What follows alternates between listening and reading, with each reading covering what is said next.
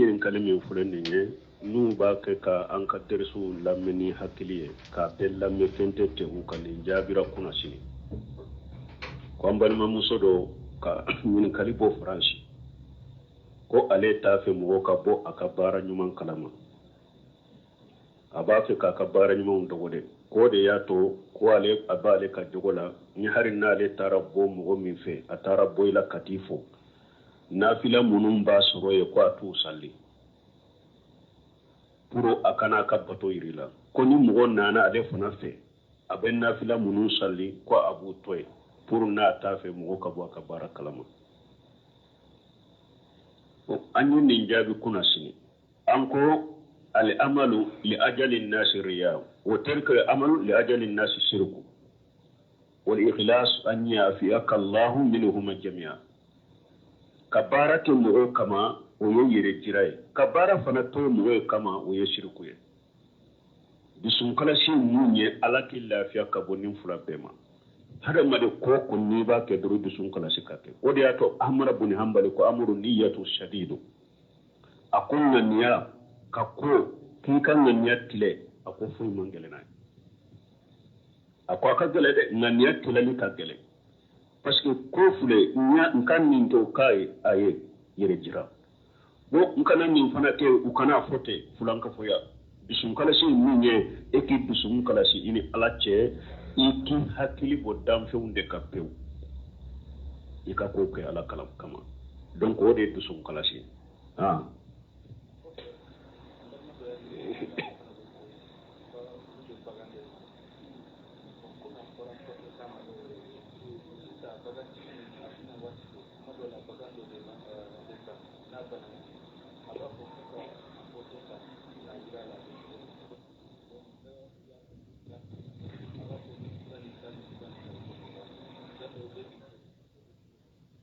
go ko onko photo mani ko mi ulube bagam marana runde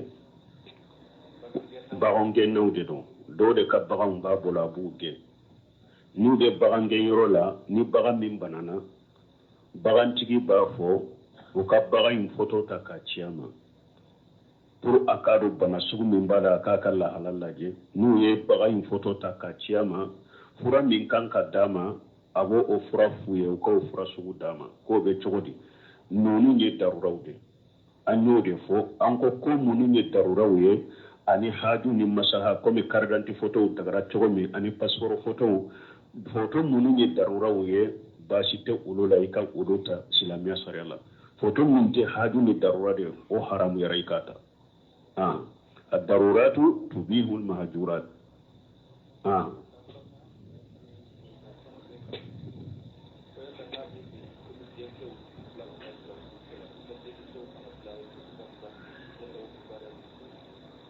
ko abe yala ambar muso ko ambar muso do be franci ka denko bila kata qur'ana dursila ani ki ka dem muso bila kata qur'an dursila be chogodi muso ma wo che ma wo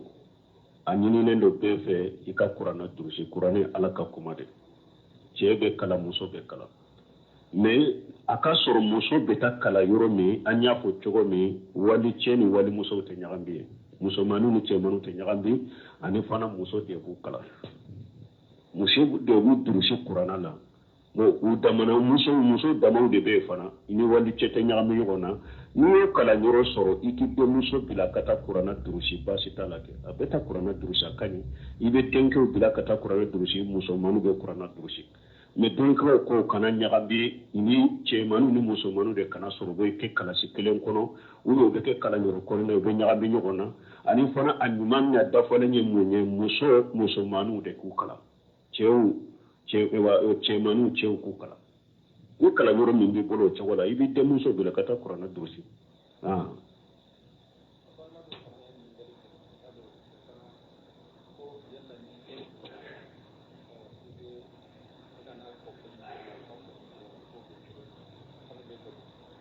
bo ko dobe gabo ko ni dentununa kana fo misiri mo ye ka fo mikoro be chogodi bo Shiru sallallahu alaihi wasallam don temena la suratul nur la ako mugo kana fentunu ne nyini misidi kono akoni mo min nayi mo me abe fentu ni misiri kono aka fo atigima ala kana to ni kai ikatunu fe ala kana sabe kanima ko iko o fo atigiye bon ni hadisa koso doni ke ko fewo fe nye tunu fende na polo ma fe sosoli to da wotenyi ni misiri kono sosoli donna mina don ko ni nyogonje yala hadama den tunu ne mbolawa nafolo mafun ta doneno bagawun ta doneno yala hadamaden tununu fana be do olawa to korba do tununa ubi demisen tutunu do tununa anko fo mikrola yala obe do akono be do akono don ko do ko hadamaden tununu te do akono be sika fo mikrola mais lejina daima fatawa lejinati daimati li buhusilimi wal iftai umi ye jama de be sigoda to Suleiman wurhili ye mugo hakli jibiya ako jama ni jama jera kanyin kalimin jabi ani dori ke ba kelenya jabi ako te kelenya lejina daima ye jamade dori ke ba be mustahidu abe mufti ni masala min nana wulu de be sigi kamuna kasa ke yere ni nyogon che folo ka de lawra nyogon na hadisa wu shego ka para o ko fi nu pe nan minka o be jabu kenwe lejina daima tumami kumana nim masairala ko tanke ciden ko e wandi ciden ko tunu fen kana nyini misirila ko hadisa munun nana ko ciden ma tunu fen bo tunu fenna ako fen tunu no kana fo misirila do fen tunu ne ciden mu bonyo gona de ama mo bo moda ako fen tunu ne de kana nyini misirila do donc ko hari hadama de na tununa abedo hadisa ko akana fo misirila adde misal fitini hadama de nude tununa kana fo misiru me korola kana fo misirila fentunu ne do cide ma fentunu ne bo fentunu ne na hadisa ngono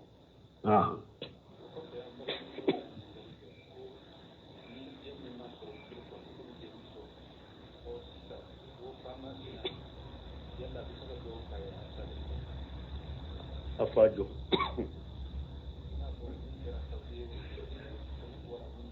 bo mo ka nyininkali ka nyafo chogomi kuma munum be fo oku lamme ku famu ko doko mo mi masoro furula demmi masoro furula mi ne kono da ibala ye esoro mi o fatura o ifayo e be sika do ko ya donya fo ko afaro odo anya fo ya ciden de ko walile ahiri al hajar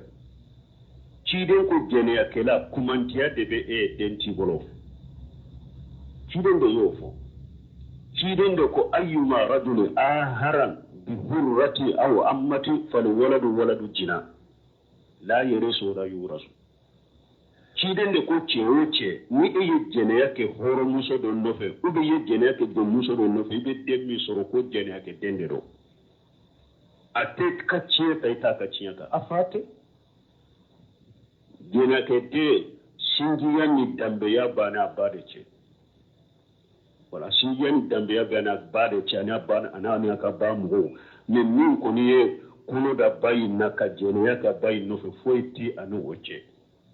islamiyya sariyana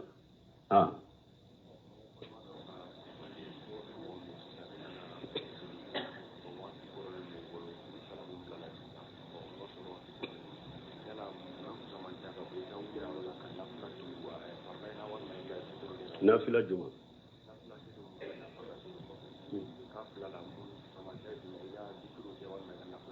bo ko salamu ko fe juman kanyi ka jikiru ke ubi kan nafila de tugala e cide ni mu fiye farda salli ko fe cide ni nafila de foforo ayo jikiru do fiye ko farda ko fiye salamu bila cide ni jikiru do de fo ibo wulu de foforo e ka jikiru ko fe de nafila min ke ko ke fa saman tabe ni nunu ni nyogoncha salamu kofe cide nye jikuru de fuye salamu kofe ala ye jikuru de fuye foro nafila nye fa ja'altum salata fadhkurullaha qiyaman qu'udan wa ala junubikum farda ko fi jikuru do ke foriye foro ibi ka jikuru de ke foro ko fi be nafila nye ke bake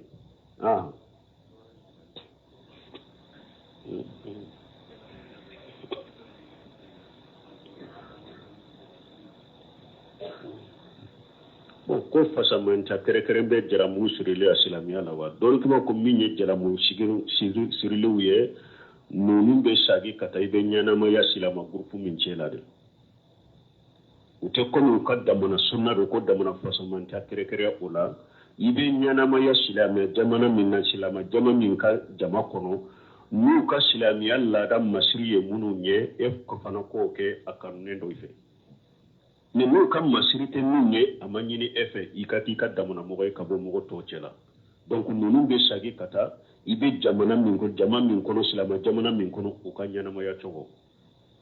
na ya soro kan nyanama ya chogo re jamana ka silama be kan adabu nu ka jogo de do donc ka jala mugu shiri ni kan yana mai tugu da ika kufula da kufula do ya bani adama kudu dina ta ku inda kullu masjid na ka jamana ka silamo kan masiriye minye ibodeta ni kan masirite minye otika o mabilika ado yire ni yake abeke libasu suhura abeke kukumi yire jira jama ce lakini dama tobo nyono wadi yato donc ko min fini don chogoy ani jala mugu chogo ani kusuri chogo ko ulube sage kata hada madon kan yana maya dela ukalla da dela ukanyana maya la nu kanyana maya la da min masila na sariya soso kuno sunu ben ninfo rahimahullah akun nan ko kasila men yana maya min mas ewa la da min masila na soso adoye munye ni e kunyana mana yorola iya soro kan la da bombo shi dide ya lamba fuka bombo shi dia la o kan la da min fulen min yo islam sariya soso yiki la daga ona a ko de ni e be balola jama min cela silama jama min cela ulu kan la da yede al fini ka jigale ka ba kuru fura duguma o kan la da yode e ka fini ka kale ka ba kuru fura ko fe kanu la daga nina o kan la da min min ya islam sariya soso ite tugo ko ona ne ne ote o ka fini don chogol ni ni ka ko shimu chogo mu ka jala mu chogo mu na ma bo silamiya sariya konona na ibe jama minna ibo la hala minna e ka ke o chogola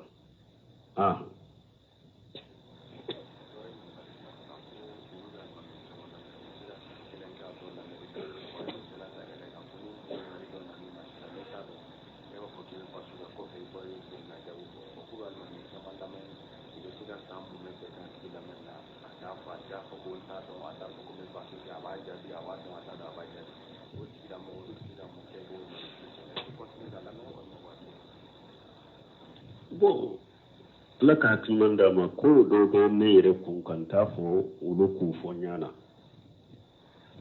bo ko ulu be do ne ke ba chaman laje e lamme ko ado be nu yuni kan min hari mena kan lamme atemmin do ko aba fo beta bahasuke na ye bahasuke abe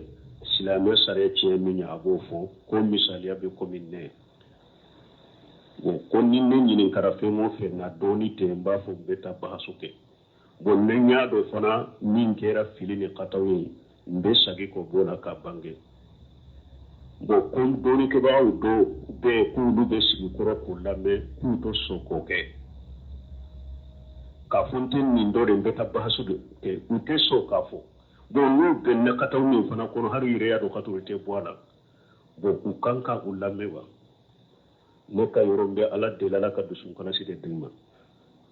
dusun kana si mebe mi nyini mugo fe nka ko bela dusun kana si ani ala ka dina famu di man kana ke sababu e ka ala ka jonkele bila katawla kifiri wote ala delo de lan kanya na maya kono o minye ko min benni la halala ate so bahasuma ate so kabo katawla bila sirari jumambe donc man ko akam mo sugo na ya soro tawhidi tigi do haqiqa sunna mo de do abe mo wele kata salafu salihu kata bolo ma sunna la min nin kataw ba bolo aka kataw ira la aba ka kataw ira la ni kataw na sunna fule na maso mo ni to ni ke ba worote e fona ben na fasro alela abe tawhidi abe wele kata sunna de ma to wele ke kata bidiyama amado bidiyama ko abe sunna ngela be woni kata sunna de ma be woni kata tawhid de ma nin kata usugo har na bangare ate saga ko aka kata wutu abolo aka kata min ba bolo kanu tare aka kata wutu abolo aka ko munun de na sawaba mai ka uluta no ni re ya do harin min te alhamdulillah ana yawan wasa karamogo wɛrɛw bɛ minnu bɛ tawhidi ni sunna fɔ ala manhaji salafu salih n'u yɛrɛ y'a dɔn ka tawura yɔrɔ min u bɛ segin ka bɔ ka tawura u bɛ n'u bɛ min fɔ aliwaraw yɛrɛ kɔlɔsi b'u bolo n'u bɛ fɛn o fɛn fɔ f'u k'o ɲɛɲini de fɔlɔ sani u ka kuma k'a fɔ n'i yɛrɛ y'a dɔn o karamɔgɔw bɛɛ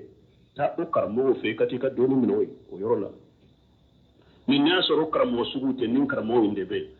donc i bɛ kalan la tant ka t'i wele ka taa bidiya ma i b'i ka kalan kɛ a la a ka ko minnu bɛ na sababa ma i bɛ olu ta a ka kataw bɛ olu to a bolo mais n'a y'a sɔrɔ karamɔgɔ wɛrɛw b'u fana minnu ka ɲi ale ye yɛrɛ kɔlɔsi b'u bolo ala ka diinɛ fɔli la taa kalan minɛ olu la taa sigi olu kɔrɔ ka kalan minɛ olu la i k'ale to ye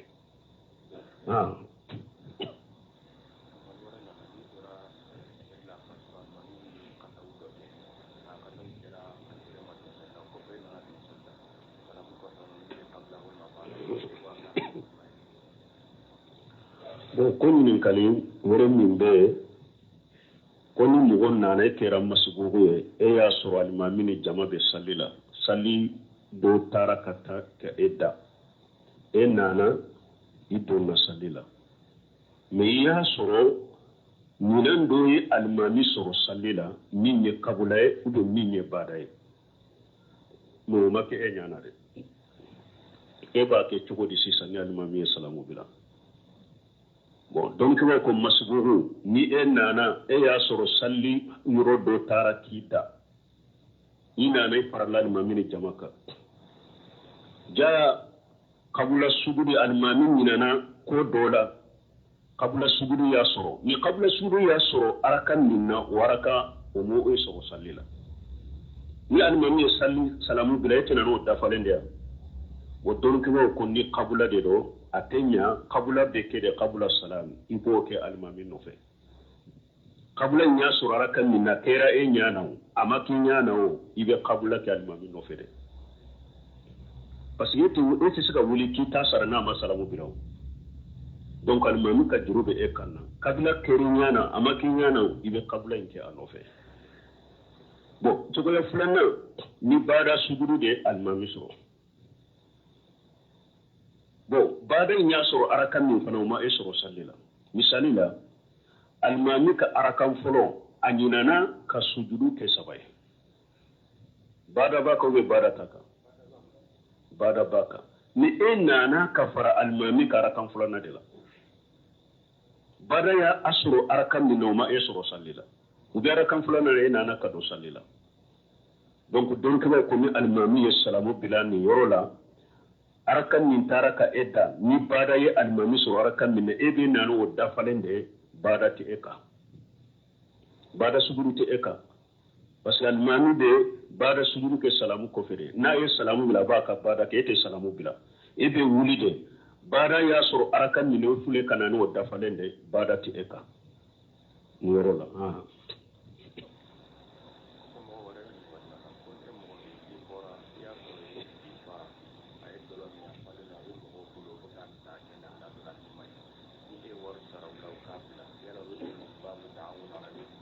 ka e fa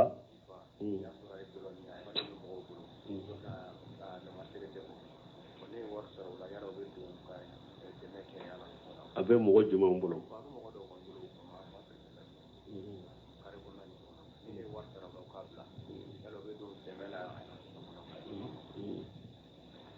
bon ko ni mɔgɔ ala kan kisi e fa ye dɔlɔ min e y'a sɔrɔ a dɔrɔmitɔ a sikiralen don kari kɔnɔna na a bɛ mɔgɔw dɔ bolo o b'a kɛ ka lajaba yala bɛ daga i ka wari sara ye u ka bila wa wa n'a y'a sɔrɔ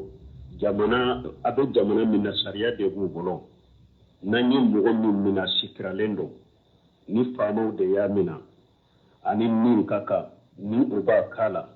bɔlɔn kɔnɔna la i y'o sɔrɔ yen ou bien ni faamaw de y'a mina ni mɔgɔ min minana dɔrɔmi la i sikirala i bɛ nin kaso hakɛ kɛ n'i y'a sɔrɔ a b'o minali de la a tɛ daga i ka wari sara ko i b'a bɔ parce que o ye de ka dɛmɛ ala sɔsɔ ni ala kota la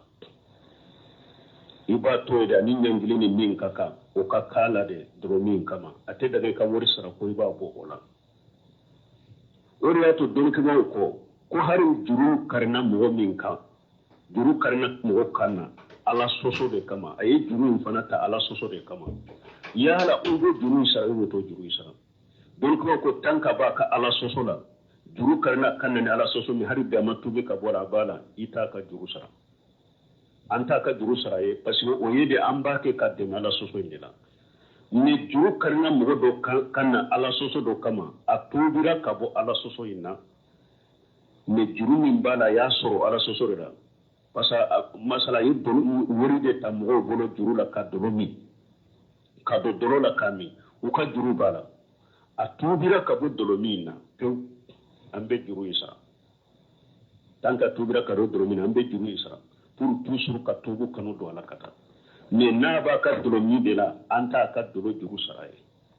donc nin fana ni ya ye mo de bolo famaw de do ani ngili min kaka sariya kono na ba ke ko de kala ate daga ka wori saraka bo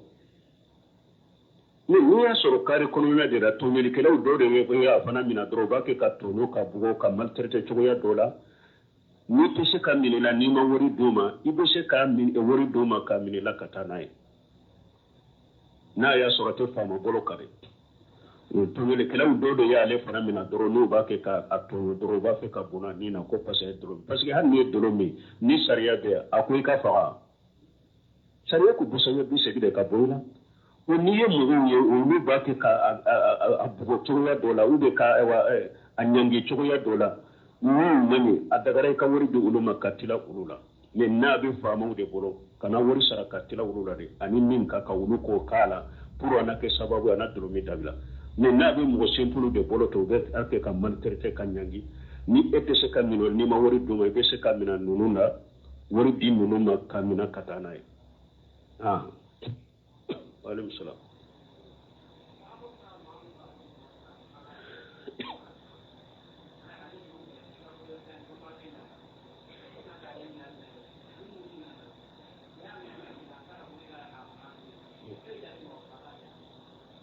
o koni mogo mi wagabo munum beta mogo ka du kono kata bi kan ko iki ka wori di bo eni ka wori dama e ya minata amina len ko fe ani muru de taraya ka muru minala ka fagana yi ibe jate mogo fagana yi wa aha silamiya sariya ma jena ka mogo fagate har nana na bi ka ciiden ko ni binkali kenan nana bika anyoni ka bo ikadale ashal fali ashal don kuma ko no wagabo nana bika e yere ya do ni fule kana chogo mi de ni kulo la dro ni be bolina yere ni kulo aka bola kata e be saka ni ka boy ka chogo ni fagali tena ni bode ke ni don kuma ya yira ni ciiden ka risa ya yira de sa ni yere ya do ni binkali la sugu ni fule ni ni bella hala minna ni kombe ni shugu fugu ke kan ni nyono ka bonka ni ndem faga de ni matelia kan ni faga dro bi faga adagare ka faga wala ni ndella hala min ni ni man ni faga de te kisama koy adagare ka faga ni ale ye faga ye shedu shuye ni e ya faga aka joli ye fuye mais tant que e yere bese ka nyono ka do e yere ka chogo do la min te faga le kana faga tant que e ya mina kaba e ya ka muru mina la kaba donc e kana faga e be fere ka be bo ka du kono chogo mi kata aka bo kata u be ni be fama wala u be na mina chogo mi ibo de ke me iman ka faga tant que be se ka binkele kala nyone ka bo yere ka ni faga ni mena ibo de ke ni yere ya do de ni man ni faga da be faga ibo faga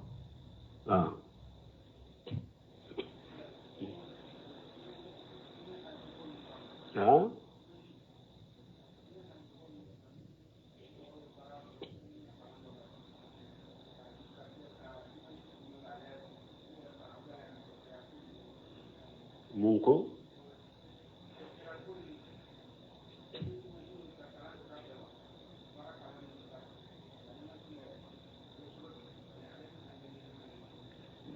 ko imaji kalan kamane dina haju ko be chogori yaro doro ke bawo mun ye photo ye kota an ko dole ke baga fancama muhaqqiqina be yo haramuya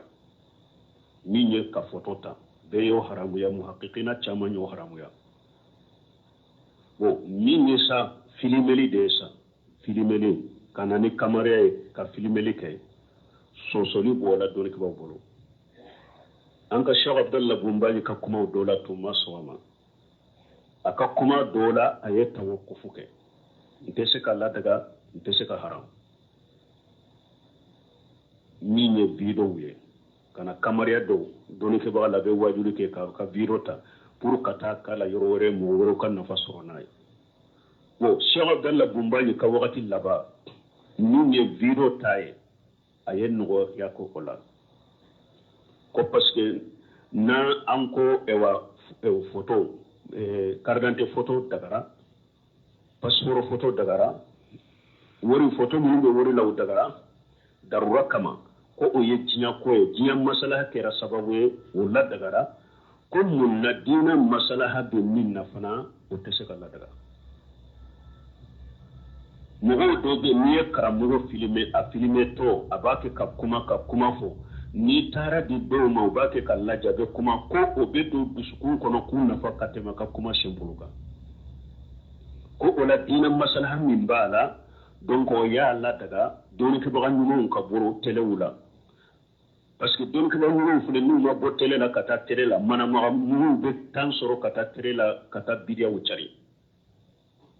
donc ni doni ke bawo tara telewula mun be sunna fo ka tawhid fo ni bidia mu te tan soro katu ka bidia fo e wa masalaha kama de udo ya Allah daga doni ke bagan nyumo kata bo telewula dina masalaha kama donc biro fana ye ode dina masalaha kama do ya Allah daga no ona tabe do ma so ashima comme Cheikh Albani nunumbo ola Cheikh Abdul Muhsin Abari abo ola ka filime wa ka video ka photo ta ma so ashima ni ya hara ka video ya Abdul Muhsin Abari ba ka photo asunya de amma bo kalama aka halaga ne yere ya ka halaga la hara ka kalandum be kurosiri de te ni hijur kala mi ka telefoni ke te doroba fulla bu tege te ko kanata amma so ashima donc munu maso ashima chiala ne be wulu de ka gurpula ninye ka photo ninye kanka video ka filmeo ne ta sife ne be wulu de fampela la mais ni ko nka ndinka dirisu ninka feminke aka filme aka tamugo na fa bisu kala silendo ima teni yere jira ni femure wuye doni ke bawo doyo la daga doni ke bawo doyo la daga dona masalaha kama okake mais munu maso ashima koni awanne koni be ulu de takani yorola o minye o perelu ni fenye o yodarwude ka bana udo ewa bana be yoro mi kam o filme kono filma ka bana be yoro mi pour o perelu bana yoro be do chogo mi be fe munun ke imaji munun ke fe munun no darura ni masala ude baste ulu tala mun be dilo o perelu ni fe no ulu ye darura yoro de bo doni yoro do fana ya de dina masala uni photo te kelenya photo ko nya photo mi se bon bon ni fe no o be photo haram mo won so kera video inde tala bo o yore atoli de kanye parce que nous ewa ni ko ewa ko be islamia nafa e Buhari fule amba ke jian pantanane ba ke kuyere nafa nay a photo de ba kono a photo tala muslimu photo de bala tumiji ba ke ka jian pantanane na photo de bala a filmera de wa na ba ke ka fambaye donc mo be sika dinan nafa yere soro ni mo ka kuma kayo be wasake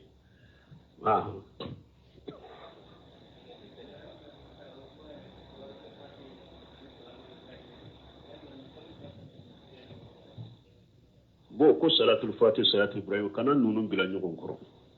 iwe salatul fatih nyinen ka dro salatul fatih nyinen ka salatul ibrahim ya sabati lende be ci den karisa salewna salatul fatih lima ko le ye bidia de ci de mo fo mo se ba mo fo mo ye o modo fiera de salatul fatih ye bidia de le siritora dinala subhanakallahumma rabbana bihamdika ashhadu an la ilaha illa anta astaghfiruka wa atubu ilayk yin kalmi fulen ne nu ba ka ka an ka dersu lamini hakiliye ka bel lamme fente te u kan jabira kuna shini ko ambal ma musodo ka min kalibo franchi ko ale ta fe mo ka bo aka bara nyuman kalama aba fe ka bara nyuman dogode ko de ya to ko ale abale ka jogola ni harin na ale tarabbo mo min fe atarabbo ila katifo